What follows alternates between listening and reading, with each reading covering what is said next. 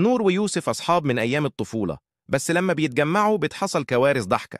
في يوم قال يوسف: إيه رأيك نطلع رحلة مغامرات في الجبل؟ محتاجين نغير جو. نور قال: يا عم إحنا بنطلع السلم بالعافية، هنتسلق جبل؟ بس طبعا يوسف أقنعه، أو بالأحرى زن عليه لحد ما وافق.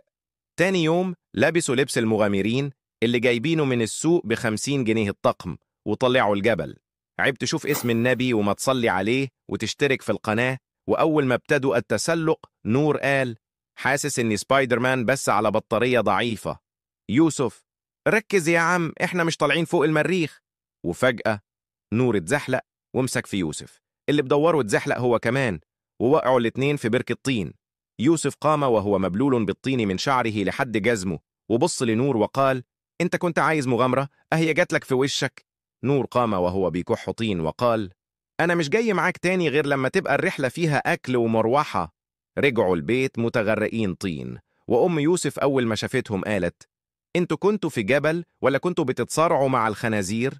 ومن اليوم ده كل ما يوسف يقول رحلة، نور يرد فورا: رحلة؟ فين الطين؟ مش لابس أبيض تاني عشانك.